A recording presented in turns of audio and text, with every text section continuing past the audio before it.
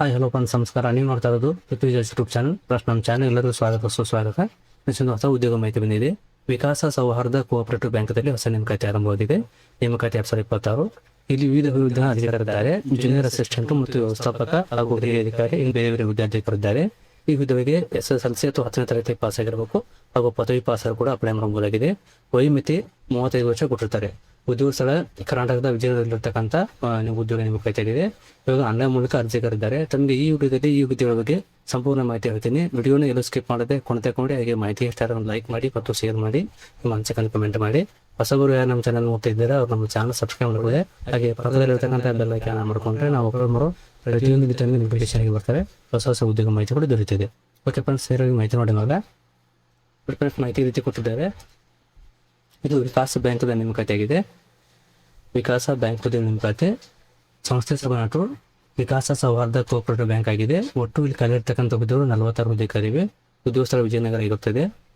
ವ್ಯವಸ್ಥಾಪಕ ಹಿರಿಯ ಅಧಿಕಾರಿ ಹುದ್ದೆಗಳು ಇರುತ್ತೆ. ಸ್ಯಾಲರಿ ಮತ್ತು ಮಾನದಂಡ ಕೊಟ್ಟಿದ್ದಾರೆ. ಇನ್ನು ವಿಕಾಸ ಬ್ಯಾಂಕ್ ಹುದ್ದೆ ಯಾವ ರೀತಿ ಬಿಟ್ಟಿದ್ದಾರೆ. ಇಲ್ಲಿ ವ್ಯವಸ್ಥಾಪಕ ಅಥವಾ ಹಿರಿಯ ಅಧಿಕಾರಿ 10 ಹುದ್ದೆಗಳಿವೆ, ಪದವಿ ಆಗಿರಬೇಕು. ಆಮೇಲೆ ಲೆಕ್ಕ ಪರಿಶೋಧನಾ ಹುದ್ದೆಗಳು 4 ಹುದ್ದೆಗಳಿವೆ, ಪದವಿ ಅಥವಾ CA ಆಗಿರಬೇಕು. ಹಾಗೂ ಕಾನೂನು ಅಧಿಕಾರಿ ಹುದ್ದೆಗಳು 2 ಹುದ್ದೆಗಳಿವೆ, ಕಾನೂನಲ್ಲಿ ಪದವಿ ಆಗಿರಬೇಕು ಅಥವಾ LLB ಆಗಿರಬೇಕು. ಇನ್ನು ಪ್ರೊಫೆಷನಲ್ ಅಧಿಕಾರಿ ಇಲ್ಲಿ 20 ಹುದ್ದೆಗಳಿವೆ, ಪದವಿ ಪಾಸ್ ಆಗಿರಬೇಕು. ಆಮೇಲೆ ರಿಕವರಿ ಅಸಿಸ್ಟೆಂಟ್ ಹಾಗೂ ಜೂನಿಯರ್ ಅಸಿಸ್ಟೆಂಟ್ 10 ಹುದ್ದೆಗಳಿವೆ. ಇವರಿಗೆ SLC ಪಾಸ್ ಅಪ್ಲೈ ಮಾಡಬಹುದಾಗಿದೆ. ಇನ್ನು ಈ ಹುದ್ದೆಗೆ ವಯೋಮಿತಿ ನೋಡಬೇಕಾದ್ರೆ ಗರಿಷ್ಠ ವಯಸ್ಸು 35 ಕೊಟ್ಟಿದ್ದಾರೆ. ಪೋಸ್ಟ್ಗಳಿಗೆ ಇಲ್ಲಿ ಈ ಮೇಲೆ ಇರತಕ್ಕಂಥ ಈ ಹುದ್ದೆಗಳಿಗೆ 35 ವರ್ಷ, ಈ ಹುದ್ದೆಗಳಿಗೆ 30 ವರ್ಷ ಈ ರೀತಿ ವಯೋಮಿತಿ ಕೊಟ್ಟಿದ್ದಾರೆ. ಹಾಗೂ ಸಲ್ಲಿಕೆ ಕೂಡ ಇರುತ್ತದೆ. ಅದು ವಿಕಾಸ ಸೌಹಾರ್ದ ಕೋಆಪರೇಟಿವ್ ಬ್ಯಾಂಕ್ದ ನಿಯಮದ ಪ್ರಕಾರ ಸಲ್ಲಿಕೆ ಇರುತ್ತದೆ. ಇದಕ್ಕೆ ಯಾವುದೇ ರೀತಿ ಅರ್ಜಿ ಶುಲ್ಕ ಇರುವುದಿಲ್ಲ. ಉಚಿತವಾಗಿ ಅರ್ಜಿಯನ್ನು ಸಲ್ಲಿಸಬಹುದು. ಅರ್ಜಿ ಶುಲ್ಕವಿದೆ. ಎಲ್ಲ ಅಭ್ಯರ್ಥಿಗಳು 500 ರೂಪಾಯಿ ಶುಲ್ಕವಿದೆ. ಪಾವತಿ ಮಾಡುವ ವಿಧಾನ ಆನ್ಲೈನ್ ಮೂಲಕ ಆಗಿದೆ. ಆಯ್ಕೆ ಪ್ರಕ್ರಿಯೆ ಯಾವ ರೀತಿ ಇರ್ತಂದ್ರೆ ಲಿಖಿತ ಪರೀಕ್ಷೆ ಮೂಲಕ ಆಯ್ಕೆ ಮಾಡ್ಕೊಂಡು ಮತ್ತೆ ಕೊಟ್ಟಿದ್ದಾರೆ. ಈಗ ಡೇಟ್ ಕೊಟ್ಟಿದ್ದಾರೆ. ಆನ್ಲೈನ್ನಲ್ಲಿ ಅರ್ಜಿ ಸಲ್ಲಿಸುವ ಆರಂಭ ದಿನಾಂಕ 4/9/2026 ಆರಂಭವಾಗಿದೆ. ಲಾಸ್ಟ್ ಡೇಟು 24 ಏಪ್ರಿಲ್ 2026 ಆಗಿದೆ.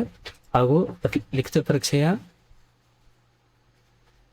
ಪರೀಕ್ಷೆ ದಿನಾಂಕ ಏಪ್ರಿಲ್ 26 ಕೊಟ್ಟಿದ್ದಾರೆ. ಸಂದರ್ಶನ ಇರುವುದು ಏಪ್ರಿಲ್ 21 ಕೊಟ್ಟಿದ್ದಾರೆ. ಇಲ್ಲಿ PDF ಕೊಟ್ಟಿದ್ದಾರೆ ಅವರು.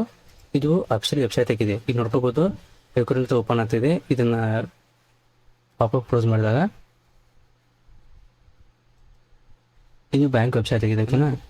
ಇದು ಮೇನ್ ವಿಕಾಸ ಸೌಹಾರ್ದ ಕೋರ್ ಬ್ಯಾಂಕ್ನ ಅಫಿಷಿಯಲ್ ವೆಬ್ಸೈಟ್ ಇದೆ. ಇದಂತ ಅರ್ಜಿಯನ್ನು ಸಲ್ಲಿಸಬಹುದು. ಇವಾಗ ಅವರು PDF ಕೊಟ್ಟಿದ್ದಾರೆ. PDF ಏನು ಮಾಹಿತಿ ನೋಡ್ಕೊಂಡ್ಬರೋಣ. ಇಲ್ಲಿ ನೋಡಿ, PDF ಅನ್ನೋದು ಈ ರೀತಿ ಕೊಟ್ಟಿದ್ದಾರೆ. ರಿಕ್ವೈರ್ಮೆಂಟ್ 2026-27 ಅಂತ ವಿಕಾಸ ಸೌಹಾರ್ದ ಕೋಆಪರೇಟಿವ್ ಬ್ಯಾಂಕ್ ಅಂತ ಕೊಟ್ಟಿದ್ದಾರೆ. ಇಲ್ಲಿ Vikasa Souharda cooperative bank limited, Hosapete. Invited application from the eligible candidates, various post vide notification, Kannada, Delhi, Prajavani ಹಾಗೂ ಲೆಕ್ಕನ ಪೇಪರ್ಲಿ ಮಾಹಿತಿ ಪ್ರಕರಣದಲ್ಲಿ ಕೊಟ್ಟಿದ್ದಾರೆ. ಇಲ್ಲಿ ಡೀಟೇಲ್ಸ್ ರಿಕ್ವೈರ್ಮೆಂಟ್ ಕೊಟ್ಟಿದ್ದಾರೆ. ಮೊದಲನೇದಾಗಿ ಬ್ರಾಂಚ್ ಮ್ಯಾನೇಜರ್ ಹುದ್ದೆಗಳು 10 ಪೋಸ್ಟ್ಗಳಿಗೆ ಕೊಟ್ಟಿದ್ದಾರೆ. ಏಜ್ ಕೊಟ್ಟಿದ್ದಾರೆ 35 ವರ್ಷ, 1/4/2026 ಅಂತೆ. Qualification minimum graduation with any discipline ಅಂತ ಕೊಟ್ಟಿದ್ದಾರೆ. ಆಮೇಲೆ ಎಕ್ಸ್ಪೀರಿಯನ್ಸ್ 5 ಇಯರ್ಸ್ ಕೊಟ್ಟಿದ್ದಾರೆ. Professionally to day work banking ಅಂತ ಕೊಟ್ಟಿದ್ದಾರೆ. ಕನ್ನಡ, ಇಂಗ್ಲೀಷ್ ರೀತಿ ಕೊಟ್ಟಿದ್ದಾರೆ. ಇನ್ನು ರೂಲ್ಸ್ ರೆಸ್ಪಾನ್ಸಿಬಿಲಿಟಿ ಕೊಟ್ಟಿದ್ದಾರೆ, ಯಾವ ರೀತಿ ಇದು ವರ್ಕ್ ಆಗುತ್ತೆ ಅಂತ. ಅಪ್ಲಿಕೇಶನ್ ಫೀಸ್ ಅವರಿಗೆ 500 ರೂಪಾಯಿ ಅಂತ ಕೊಟ್ಟಿದ್ದಾರೆ. ಅದೇ ರೀತಿ ಎಡಿಟರ್ ಹುದ್ದೆಗಳಿಗೆ ಏಜು ಇದಕ್ಕೂ ಕೂಡ 35 ಇರುತ್ತದೆ. Qualification graduate in commerce accounting with qualification of chartered accountant CMS ಈ ರೀತಿ ಕೊಟ್ಟಿದ್ದಾರೆ. ಎಕ್ಸ್ಪೀರಿಯನ್ಸ್ ಇವರು ಕೂಡ 5 ಇಯರ್ಸ್ ಎಕ್ಸ್ಪೀರಿಯನ್ಸ್ ಕೊಟ್ಟಿದ್ದಾರೆ. ಇನ್ನು ಬಂದ್ಬಿಟ್ಟು ಕನ್ನಡ, ಇಂಗ್ಲೀಷ್, ಹಿಂದಿ ಲ್ಯಾಂಗ್ವೇಜ್ ಕೊಟ್ಟಿದ್ದಾರೆ. ಟೆಕ್ನಿಕಲ್ ಸ್ಕಿಲ್ ಕಲಿದ್ದಾರೆ. ಆಮೇಲೆ ಇವರು ಕೂಡ ರೂಲ್ಸ್ ರೆಸ್ಪಾನ್ಸಿಬಿಲಿಟಿ ಈ ರೀತಿ ಕೊಟ್ಟಿದ್ದಾರೆ. ಈ ಹುದ್ದೆ ಕೂಡ 500 ರೂಪಾಯಿ ಶುಲ್ಕ ಇರುತ್ತದೆ. ಇನ್ನು ಲಾ ಆಫೀಸರ್ ಬಂದ್ಬಿಟ್ಟು ಏಜು 35 ಕೊಟ್ಟಿದ್ದಾರೆ. ಈ ನಂಬರ್ ಆಫ್ ಪೋಸ್ಟ್ 2 ಇವು. ಆಮೇಲೆ ಎಕ್ಸ್ಪೀರಿಯನ್ಸು 5 ಇಯರ್ಸ್ ಕೊಟ್ಟಿದ್ದಾರೆ. ಕ್ವಾಲಿಫಿಕೇಶನು ಗ್ರಾಜುಯೇಷನ್ ಆಗಿರೋದು ಕೊಟ್ಟಿದ್ದಾರೆ. ಪ್ರೊಫೆಷನ್ ಬಂದ್ಬಿಟ್ಟು ಕನ್ನಡ, ಇಂಗ್ಲೀಷ್, ಹಿಂದಿ ಇದು ಕೂಡ ಸೇಮ್ ಆಗಿರುತ್ತದೆ. ರೂಲ್ಸ್ ರೆಸ್ಪಾನ್ಸ್ ಕೊಟ್ಟಿದ್ದಾರೆ ಯಾವ ರೀತಿ ಇದೆ ಅಂತಕ್ಕೆ. ಆಮೇಲೆ ಅಪ್ಲಿಕೇಶನ್ ಫೀಸ್ ಕೂಡ 500 ರೂಪಾಯಿ ಫೀಸ್ ಇರುತ್ತದೆ. ಇನ್ನು ಪ್ರೊಫೆಷನಲ್ ಆಫೀಸರ್ ಹುದ್ದೆಗಳಿಗೆ ನಂಬರ್ ಆಫ್ ಪೋಸ್ಟ್ 20 ಪೋಸ್ಟ್ಗಳಿವೆ. ಏಜು ಇವರು ಕೂಡ 30 ಕೊಟ್ಟಿದ್ದಾರೆ. ಈ ಪ್ರಕಾರ ಕ್ವಾಲಿಫಿಕೇಶನ್ ಗ್ರಾಜುಯೇಷನ್ ಏನೇ ಡಿಸಿಪ್ಲಿನ್ ಅಂತ ಕೊಟ್ಟಿದ್ದಾರೆ. Experience fresher also eligible. ಇದಕ್ಕೆ ಫ್ರೆಷರ್ ಅಪ್ಲೈ ಮಾಡೋದು, ಎಕ್ಸ್ಪೀರಿಯನ್ಸ್ ಇದ್ರು ಕೂಡ ಅಪ್ಲೈ ಮಾಡೋದನ್ನ ಕೊಟ್ಟಿದ್ದಾರೆ. ಇನ್ನು ರೀತಿ ಕೊಟ್ಟಿದ್ದಾರೆ. ರೂಲ್ಸ್ ಮತ್ತು ರೆಸ್ಪಾನ್ಸಿಬಿಲಿಟಿ ಕೊಟ್ಟಿದ್ದಾರೆ. ಇವರು ಕೂಡ ಅಪ್ಲಿಕೇಶನ್ ಫೀಸ್ 500 ರೂಪಾಯಿ ಇರುತ್ತದೆ. ರಿಕವರಿ ಅಸಿಸ್ಟೆಂಟ್ ಅಥವಾ ಜೂನಿಯರ್ ಅಸಿಸ್ಟೆಂಟ್ ಹುದ್ದೆಗಳು 10 ಪೋಸ್ಟ್ಗಳನ್ನು ಕೊಟ್ಟಿದ್ದಾರೆ.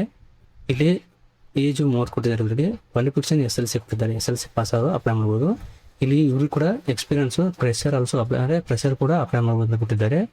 ಎಕ್ಸ್ಪೀರಿಯನ್ಸ್ ಕ್ಯಾಂಡಿಡೇಟ್ ಇದು ರಿಕವರಿ ಲೋನ್ಸ್ ಫೈನಾನ್ಷಿಯಲ್ ಕೊಟ್ಟಿದ್ದಾರೆ, ಅವ್ರು ಕೂಡ ಅಪ್ಲೈ ಮಾಡ್ಬೋದು.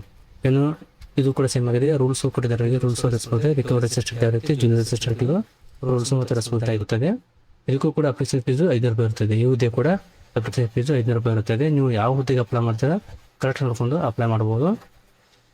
ಇದು PDF ಆಗಿದೆ. ಇನ್ನು ಅರ್ಜೆಂಟ್ ಹೇಗೆ ಸಲ್ಲಿಸಬೇಕಾದ್ರೆ ಇವನು ಗೂಗಲ್ ಫಾರ್ಮ್ ಕೊಟ್ಟಿದ್ದಾರೆ.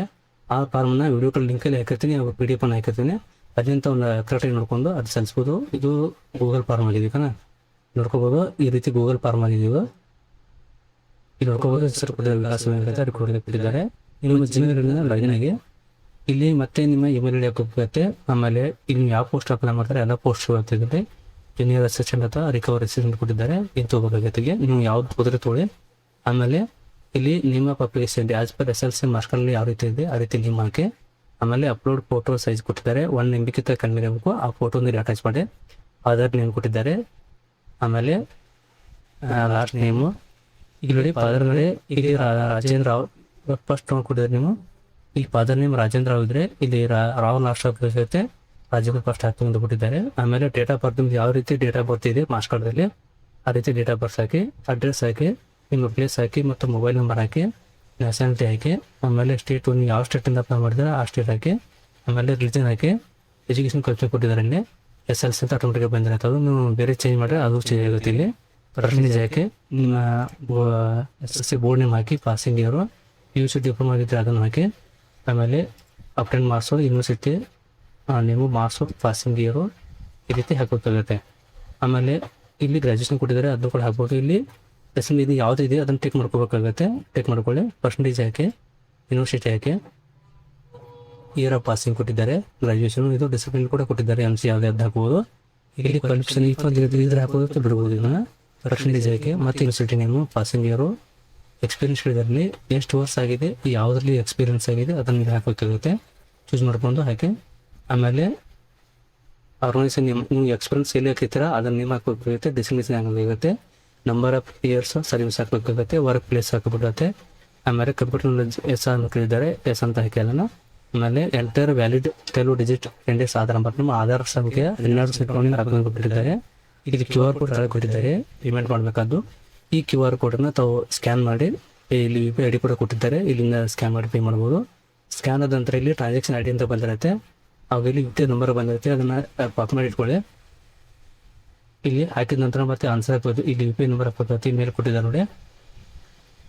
ಇಲ್ಲಿ UTR ನಂಬರ್ ಅಂತ ಕೊಟ್ಟಿದ್ದಾರೆ. ಇದು UTR ನಂಬರನ್ನು ಇಲ್ಲಿ ಲಾಸ್ಟಿಗೆ ಹಾಕಬೇಕಾಗುತ್ತೆ. ಈ ನಂಬರ್ ಹಾಕಿ, ಆಮೇಲೆ ಬ್ಯಾಂಕ್ ನೇಮ್ ಹಾಕಿ, ಅಮೌಂಟು, ಆಮೇಲೆ ಡೇಟು, ಪೇಮೆಂಟ್ ಡೇಟು, ಡಿಕ್ಲೇಷನ್ ಹಾಕಿ, ಆ ಅಗ್ರಿ ಅಂತ ಚೆಕ್ ಬಾಕ್ಸ್ ಕ್ಲಿಕ್ ಮಾಡಿಕೊಂಡು ಇಲ್ಲಿ ಸಬ್ಮಿಟ್ ಅಂತ ಮಾಡಬೇಕಾಗುತ್ತೆ. ಸಬ್ಮಿಟ್ ಅಂದರೆ ಅಪ್ಲಿಕೇಶನ್ ಕ್ಲಿಯರ್ ಆಗುತ್ತೆ. ಓಕೆನಾ? ಇಷ್ಟು ಪ್ರೊಸೆಸ್ ಕೊಟ್ಟಿದ್ದಾರೆ. ಯಾರಿಗೆ ಬ್ಯಾಂಕಿನಲ್ಲಿ ಕೆಲಸ ಮಾಡೋ ಇಂಟ್ರೆಸ್ಟ್ ಇದೆಯೋ, SLC ಡಿಗ್ರಿ ಅವ್ರು ಕೇಳಿರ್ತಕ್ಕಂಥ ಕ್ವಾಲಿಫಿಕೇಷನ್ ಆಗಿದ್ದರೆ ಅದಕ್ಕೆ ಇವರು ಅಪ್ಲೈ ಮಾಡ್ಬೋದು. ಇವು ಎಲ್ಲ ಲಿಂಕನ್ನು ವಿಡಿಯೋ ಕಡೆ ಕೊಟ್ಟಿರ್ತೀನಿ. ಒಂದ್ಸರಿ PDF ಅನ್ನು ಕರೆಕ್ಟಾಗಿ ಓದ್ಕೊಂಡು ಅರ್ಜಿಯನ್ನು ಆಮೇಲೆ ಆನ್ಲೈನ್ ಸಲ್ಲಿಸ್ಬೋದು. ಇದು ವೆಬ್ಸೈಟ್ ಆಗಿದೆ. ಇಲ್ಲಿ ಕೂಡ ವೆಬ್ಸೈಟ್ ಕೂಡ ಚೆಕ್ ಮಾಡ್ಬೋದು. ಇಲ್ಲಿ ನೀವು ಅಂತ ಮಾಡ್ತಾ ಇದ್ದಿಲ್ಲ ರಿಕ್ವೈರ್ಮೆಂಟ್ ಅಂತ ಇಲ್ಲಿ ಕ್ಲಿಕ್ ಮಾಡಿದಾಗ ಪೇಜ್ ಬರುತ್ತೆ. ಆ ಪೇಜ್ ಅಂತ ಡೈರೆಕ್ಟ್ ನೋಡಿಕೊಂಡು ಇಲ್ಲಿ ನೋಡಿ ರೀಡ್ ಮಾಡಿ ಕೊಟ್ಟಿದ್ದಾರೆ. ಪೇಜ್ ಬರ್ತಿದೆ, ಈ ರೀತಿ ಪೇಜ್ ಬರ್ತಿದೆ. ಅದನ್ನು ಕರೆಕ್ಟಾಗಿ ಓದ್ಕೊಂಡು ಅಪ್ಲೈ ಮಾಡ್ಬೇಕನ್ನ. ಈ ಲಿಂಕನ್ನು ವಿಡಿಯೋ ಕಡೆ ಕೊಟ್ಟಿದ್ದೀನಿ ನೇರವಾಗಿ.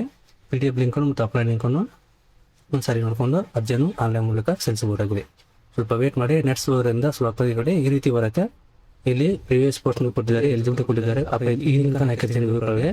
ಇದೇ ಲಿಂಕನ್ನು ಇದನ್ನು ತಾವು ಈ ಲಿಂಕ್ ಹಾಕಿ ಎಲ್ಲ ಓಪನ್ ಆಗುತ್ತೆ. ಅಲ್ಲಿಂದ ಅರ್ಜಿಯನ್ನು ಸಲ್ಲಿಸಬಹುದು.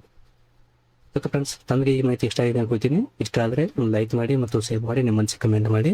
ವಿಡಿಯೋ ನೋಡೋಕೆ ತುಂಬ ಧನ್ಯವಾದಗಳು. Thanks for watching. Jai Hind, Jai Karnataka.